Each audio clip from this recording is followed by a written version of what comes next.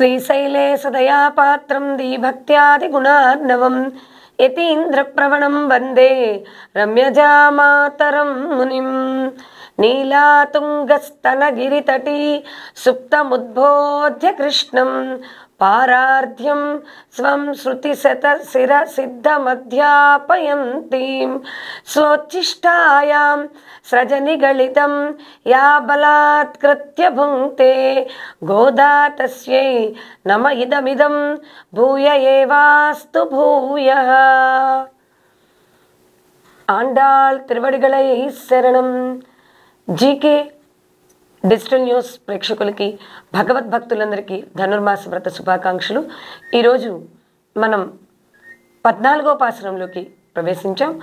అమ్మవారు 14వ పాసురంలో వివరించినటువంటి విషయాల్ని, పాసురం యొక్క అర్థాన్ని తెలుసుకుందాం. ఈరోజు పాసురం ఒకసారి చదువుదాం.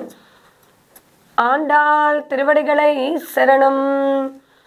உங்கள் புலக்கையடை தோட்டத்துவாவியல் செங்கொள் நீர் வாய் நெகிழந்து ஆம்பல் வாய் கும்பின்கான் செங்கல் பொடிக்குறை வெண்பல் தவத்தர் தங்கள் திருக்கோயில் செங்கிடுவான் போகின்றார். எங்களை முன்னம் எழுப்பவான் வாய் பேசும் நங்காய் எழுந்தராய் நானாதாய் நாவுடையாய் செங்கோடு சக்கரம் ஏந்துன் தடக்கையன் பங்கைய கண்ணான் பாடேலோ ரெம்பாவாய். ఆండాళ్ తిరువడిగళై శరణం. ఈరోజు 9వ గోపిక. మనకి ఆళ్వార్లు 12 మంది. అలాగే ఈరోజు అమ్మవారు మనం లేపుతున్నటువంటి గోపిక 9వ గోపిక. చాలా విశేషమైనటువంటి పాసురం. అందరికంటే ముందు మేల్కొంటానని చెప్పిందిట ఈ గోపిక. మీ అందరికన్నా నేనే ముందు వస్తాను, నేనే ముందు మేల్కొంటాను, నేను వచ్చి మిమ్మల్ని అందరినీ లేపుతాను. చాలామంది చెప్తూ ఉంటారు ఇలా, కానీ పాపం లేవలేరు. నేనే ముందు లేపుతాను అని చెప్తుందిట. కానీ నిద్రలో మునిగి ఇంకా లేవలేదుట. ఓ గోపిక, ఈరోజు మేల్కొల్పుచున్నారు ఆ గోపికని. అలాంటి గోపిక. ఈ గోపిక విశాల భవనంలో ఉందిట. అయితే అమ్మ లే, అందరికంటే ముందు నువ్వే నిద్రలేస్తా అన్నావుగా, మరి లేవలేదే, మమ్మల్ని అందరినీ లేపుతా అన్నావా, అది చేయలేదు. కానీ నువ్వే నిద్ర లేకపోతే ఇంకా మమ్మల్ని లేపుతావు అని అంటున్నారు. అక్కడ ఆ గోపిక విశాల భవనంలో ఉన్నారట. ఆ భవనం వెనుక ఒక పెద్ద తోట. ఆ తోటలో ఒక అందాల కొలను. ఆ కొలనులో కలువ, తామర పూలు, అందమైన సన్నివేశం. చాలా బాగుందిట ఆ భవనం చూడటానికి. తామర పూలన్నీ వికసించాయి. అమ్మ లే, తామర పూలు వికసిస్తున్నాయి, కలువ పూలు ముడుచుకుంటున్నాయి. అంటే సూర్యుడిని చూడగానే తామర పూలు వికసిస్తాయి, కలువ పూలు ముడుచుకుంటాయి. చంద్రుడిని చూశాక కలువలు వికసిస్తాయి. అందుకని తామర పూలు విచ్చుకుంటున్నాయి, కలువ పూలు ముడుచుకుపోతున్నాయి. లేమ్మా, తెల్లవారింది. ఎర్రని కాషాయములు ధరించినటువంటి, చక్కగా తెల్లని పళ్ళ వరుస ఉన్నటువంటి సన్యాసులు దేవాలయములకు ఆరాధన చేయడానికి వెళ్తున్నారు. ముందుగా లేచి మమ్మల్ని లేపుదామని మాట ఇచ్చి తప్పావే మాట అని అమ్మవారిని అంటున్నారు. అయితే ఈరోజు గోపిక అంతర్యామి ఉపాసన చేయిస్తున్నటువంటి ఆవిడ. మన శరీరమనేటువంటి భవనంలో వెనుక ఒక తోట ఉన్నది అంటే అది ఆరామం, అనగా భగవంతునితో విహరించేటువంటి స్థానం. అదే మన వెన్నుపూసలో ఉంటుంది అని చెప్తున్నారు.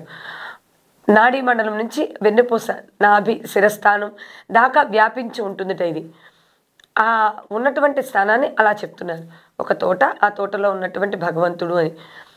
అయితే ఇవాళ అమ్మవారు ఇంకా ఏం చెప్తున్నారు విశేషంగా అంటే, ఈ అమ్మవారు చాలా పరిపూర్ణనాలట ఈవిడ, ఈ గోపిక.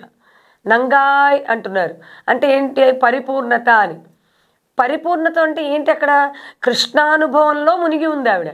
నిద్రపోతుందంటే మళ్ళాగా పడుకొని నిద్ర లేవలేకపోవడం అని కాదు. ఆవిడ కృష్ణానుభవంలో మునిగి ఉంది. అందుకని ఆవిడకి తెలియట్లే ఏమి. కృష్ణుడు వెనక నుంచి వచ్చి ఆవిడ కన్నులు మూసి ఆవిడ సౌందర్యాన్ని చూసినా ఆవిడకి తెలియట్లేదుట. అంత ఆవిడ కృష్ణ తన్మయత్వంలో ఉంది. ఈరోజు అష్టాక్షరి మహామంత్రం, అది పెరటి తోట అని చెప్తున్నారు. అందులో కొలనులో అష్టాక్షరి మంత్రమేలోని మధ్య పదమును నమః అంటారు. అనగా నేను కాదు అని అర్థము. దేహమే నేననే భావాన్ని, నేను పొందే ఫలము నాదే అనేటువంటి భావాన్ని, నేను స్వతంత్రుడును అనే భావాన్ని ఇది కడిగి వేస్తుంది. అందుకని ఈ స్వాతంత్రం కలువ పువ్వు, పారతంత్రం ఇక్కడ తామర పువ్వు అని చెప్తున్నారు. స్వతంత్రం అంటే ఏంటి? మనం స్వతంత్రంగా ఉండడం, మనం ఏం చేయదలుచుకుంటే అది చేయడం. పారతంత్రం అంటే ఇతరులు చెప్పినట్టు చేయడం. కనుక ఇవాళ గోపిక చాలా పరిపూర్ణరాలుట ఈవిడ. ఇంకా కాషాయములు ధరించినటువంటి సన్యాసులు కుంచకోల చేత పట్టుకొని ఆలయారాధనకు వెళుతున్నారట. అయితే కాషాయములు ఏంటి? ఇక్కడ వైరాగ్య సంకేతములు. వైరాగ్యం అంటే ఏమిటి? సంసారంతో ఎటువంటి, అంటే ఈ ప్రపంచంతో ఎటువంటి సంబంధాలు లేకుండా వైరాగ్య చింతనతో భగవంతుడి అందే ధ్యానాన్ని నిలిపి ఉండడం. ఇలా అందరూ కలిసి వెళుతున్నారు కదా. అక్కడ పళ్ళు వరుస తెల్లగా ఉంది అంటే ఆహార శుద్ధి, వాక్ శుద్ధి, ఈ రెండింటిని తెలియజేస్తుంది. అలా అమ్మవారిని నిద్ర లేపుతున్నారు ఈరోజు అమ్మవారిని. ఇవన్నీ చెప్తున్నారు అంటే దీనిలో ఉన్నటువంటి అర్థాన్ని మనం అర్థం చేసుకోవాలి. అంతేగాని తామర పూలు ఉన్నాయి, కలువ పూలు ఉన్నాయి, కొలను ఉంది, ఇది కాదు. అంటే కొలను అంటే ఏంటి, తామర పువ్వు అంటే ఏంటి, అక్కడ తామర పువ్వు వికసించడం అంటే ఏంటి అనేది మన యొక్క శరీర అవస్థను గురించి వివరిస్తూ చెప్పేటువంటి విషయాలు. ఇక ఈరోజు మేల్కొల్బడినటువంటి ఆళ్వార్లు ఎవరు? ఆళ్వార్ గోపిక ఎవరు అంటే విప్రనారాయణులు. వీరిని తొండరప్పొడి ఆళ్వారు అని కూడా అంటారు. ఈయన తొండరప్పొడి ఆళ్వారు. తొండర్ అంటే ఏంటి? భక్తుల. అడి అంటే పాదముల, పొడి అంటే రేణువు, భక్తాంగ్రి రేణు అనేటువంటి అర్థం సంస్కృతంలో వస్తుంది. వీరు చాలా గొప్ప భక్తులు. బ్రహ్మచర్యమును అవలంబిస్తూ వేదాంగములు చదివి తుదకు భగవంతుని పుష్పమాలా కైంకర్యముకు మించింది లేదని ఏం చేశారట? తాము పుట్టిన ఊరి నుండి గుడికి వీడి శ్రీరంగం సమీపంలో ఒక పుష్పవనాన్ని పెంచారట. అక్కడే ఉంటూ శ్రీరంగనాథుడికి పుష్ప కైంకర్యం చేస్తూ ఉండేవట ఈయన కూడా. అయితే ఒక రోజున ఏమైందిట? ఈ దేవదేవి అనేటువంటి ఒక వేశ్య అటుగా వెళుతుందిట. కదంబ నగరం అనేటువంటి నగరానికి వెళుతుంది. కదంబ నగరానికి వెళుతూ దారిలో ఏమైంది? ఆవిడకి దాహం వేసింది. దాహం వేసి విప్రనారాయణ ఉన్నటువంటి పుష్పవనం దగ్గరికి ప్రవేశించింది. అక్కడ విప్రనారాయణని చూసిన తర్వాత ఆవిడికి విప్రనారాయణ మీద మనసు అయింది. మనసు బాగా ఆయన ఎంతో అనురక్తి కలిగింది. అంటే ఆయన పొందాలి అనేటువంటి భావం ఆవిడ కలిగింది. అయితే 6 మాసాల్లో ఆయన బ్రహ్మచారి, ఆయన స్త్రీ, ఆయనకి అలాంటి అలవాట్లు ఏమీ లేవు. కనుక ఆయన ఏమనుకుంది? ఏమైనా సరే నేను ఆయన్ని 6 మాసాల్లో మారుస్తాను, మార్చి ఆయన్ని వివాహం చేసుకుంటానని అక్కడ ఉన్నటువంటి తన అక్క అయినటువంటి అలివేణితో చెప్పిందిట. చెప్పడం ఏంటి? పందెం కాసింది ఆవిడ.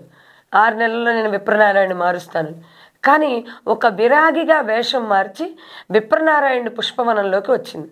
ఎలా? పుష్ప కైంకర్యం, తను కూడా పుష్ప నిర్వహణ చేస్తాను, మాలలు కడతానని, లేకపోతే మొక్కలకు నీళ్లు పడతానని అలా ఆవిడ వచ్చి సేవ చేస్తుంది కదా అని చక్కగా ఆయన తెచ్చిపెట్టుకున్నాడు. చాలా వినయంగా ఉండేది ఆవిడ విప్రనారాయణ దగ్గర. అలా ఉంటూ ఒకరోజు బాగా బలీయమైన విధి బలీయమైంది అంటారు కదా, అలాగా ఒక రోజున ఏం జరుగుతుంటే ఒక రాత్రి సమయంలో విపరీతమైనటువంటి వర్షం. ఆ సమయంలో ఆయన వర్షాకాల సమయం అవడంతో ఆ దేవదేవికి ఆయన లొంగిపోతాడు విప్రనారాయణ. అయితే ఇక ఎలా ఆయన మారాడు అంటే ఆవిడ లేదే నేను బ్రతకలేను అనే దశకు చేరుకునేదాకా ఆవిడ తీసుకొచ్చింది. ఆ స్థితిలో ఉన్నాడు విప్రనారాయణ. అతని ధనం అంతా కొల్లగొట్టేసింది. నిజంగా భార్య కాదు కదా, పందెం కాసింది. తర్వాత ఆవిడకి కావాల్సింది ధనం. సో ఆ ధనం అంతా కొల్లగొట్టుకుంది. దేవదేవి చక్కగా ఆ విప్రనారాయణని తన ఇంటి నుంచి వెళ్ళగొట్టేసింది.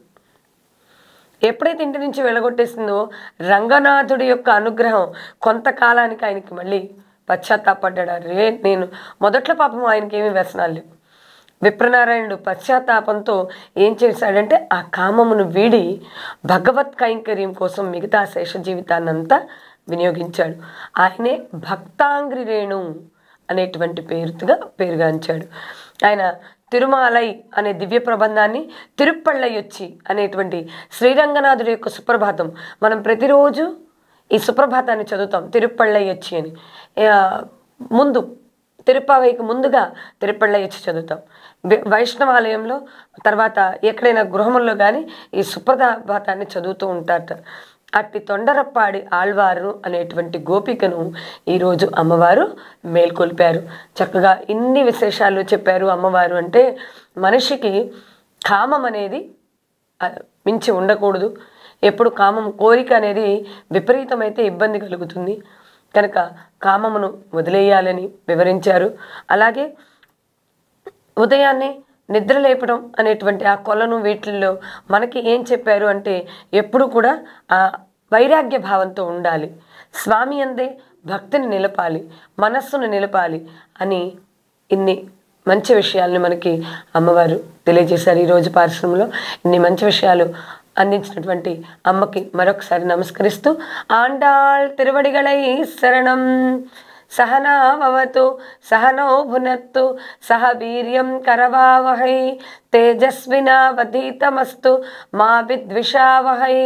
ఓం శాంతి శాంతి శాంతి.